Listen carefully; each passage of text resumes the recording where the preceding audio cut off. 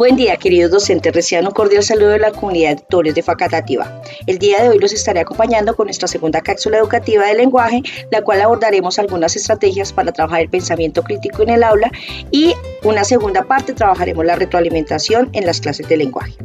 Estas estrategias no son las únicas, pero nos pueden dar ideas de cómo trabajar en el aula y complementar las acciones que ustedes ya realizan con sus estudiantes.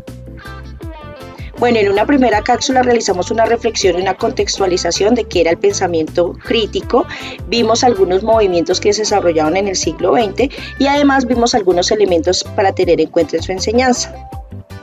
En esta cápsula, como les dije al inicio, vamos a abordar las estrategias para la enseñanza y nuestro puente va a ser la lectura crítica. Bueno, con ello contamos diferentes recursos a partir de una malla de recursos propuesta por el programa, en la cual vamos a partir de las preguntas de evaluar para avanzar, identificar los niveles de lectura que se trabajan en ellas y a partir de esas preguntas se nos generan algunos recursos de apoyo, como son las cápsulas educativas de Colombia Aprende, los libros entre textos, la colección Semilla y nuestras orientaciones pedagógicas de las cajas Siempre DI. Compartiremos estos insumos con ustedes. Bueno, lo importante es que en el aula brindemos diferentes tipos de textos. A veces es difícil de que el niño asuma, digamos, y pueda leer diferentes tipos de texto, pero nuestros libros entre textos traen una variedad de esas tipologías textuales. Les propondría, por ejemplo, distribuir diferentes tipos de textos a sus estudiantes y que vayan en esta dirección a tener en cuenta estas preguntas. ¿A quién va dirigido el texto? ¿Para qué sirve? ¿Qué quiere comunicar? ¿Quién habla en el texto? ¿Quién lo escribió? ¿Dónde escribieron el texto? ¿Y por qué escribieron el texto? De esta manera, el estudiante va encaminando y va reconociendo elementos importantes de los textos. En un segundo momento, podríamos proponerle al estudiante que vea qué tipo de texto le correspondió teniendo en cuenta esta tabla de tipologías textuales que aborda algunas tipologías textuales y ustedes pueden complementar. Por ejemplo, nos muestran el texto narrativo, el texto descriptivo, el dialógico, el expositivo y el argumentativo. Hay otros que no están allí, pero pueden complementarse esta tabla. La idea es que ellos reconozcan la intención comunicativa, a qué responde el texto, los modelos y el tipo de palabras que pueden usar en estos textos. De esta forma, el estudiante poco a poco va reconociendo la variedad de textos. Hay que tener algo cuidado. La tipología textual no varía, pero sí la intención comunicativa. Por ello, en un segundo momento, les podrían proponer a sus estudiantes volver a retomar estas preguntas para que identifiquen estas orientaciones y al momento de socializar con los estudiantes, todos se enriquezcan con esta variedad de textos y su tipología. En otro momento les pueden proponer a sus estudiantes esta ficha de lectura, donde ellos van a ubicar el título del texto, el tipo de texto, su intención comunicativa, como les digo, que puede variar, y que se acuerdan con qué lo pueden relacionar con otro libro, con algo de su contexto, con algún vivir, con algún sentir, lo cual en este momento estamos desarrollando un pensamiento crítico y una lectura crítica al poner en contraste con sus vivencias o con otros tipos de texto. Ustedes dirán, esto se puede hacer con los más grandes, pero nuestra colección de libros ATAL para preescolar y primero también trae una propuesta en ese camino, que es trabajar a partir de los libros de cuentos estas preguntas que están acá.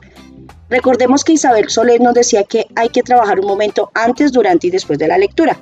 Los libros de ATAL nos van en estos caminos. Por ejemplo, nos dicen que a partir del título indaguemos de qué se puede tratar la historia, que miremos los personajes, cómo se comportan, qué gestos tienen. Recuerden que el lenguaje nos permite leer todos los gestos, los comportamientos, no solamente leer escrito, sino nos permite leer todo.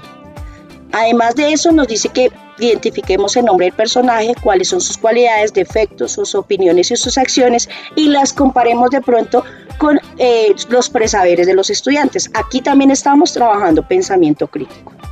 Pero bueno, este proceso no puede quedarse solo en la parte de la lectura, hay que ampliarlo hacia la escritura. Es muy importante siempre que se le proponga al estudiante una tarea comunicativa que él identifique estos tres elementos. ¿Para quién se va a escribir? ¿Para su profesor, para sus compañeros, para sus padres, para otra persona? ¿Qué se escribe? Una carta, un texto informativo, un texto descriptivo y cómo se dice, si se dice en verso, si se dice en estrofas, bueno, utilizar toda esa gama para que el estudiante poco a poco vaya encaminando esa tarea comunicativa teniendo en cuenta las tipologías textuales. Aquí hay un ejemplo de cómo se puede ver en los libros entre textos ese pensamiento o esa lectura crítica. Nos proponen en grado tercero en el desafío 28 un texto informativo de cómo funciona un traje espacial. Aquí nos dan algunas características y nos proponen 3 preguntas. ¿Qué tipo de texto es? ¿Cuál es su propósito? ¿Y qué es lo que más le gusta al estudiante? Estas preguntas nos permiten llevar al estudiante a un pensamiento crítico, a ir más allá de lo que dice el texto, no solamente una lectura de las líneas, sino detrás de las líneas. Es muy importante porque aquí estamos desarrollando un pensamiento crítico. También tenemos las preguntas de nuestra prueba Evaluar para Avanzar, que nos proponen este tipo de preguntas de nivel literal. Les recomiendo que las revisen con sus estudiantes porque, por ejemplo, aquí nos proponen una lectura sobre las fases de la luna. En un momento nos explican las fases de la luna y en un segundo momento nos explican cómo influyen las plantas y nos hacen una pregunta en ese camino.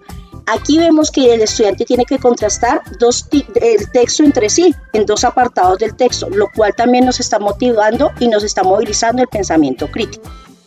Muchas gracias, profesores, por su atención. Espero contribuya este video a sus prácticas. Recuerden suscribirse a nuestro canal y dejar sus comentarios. Muchas gracias.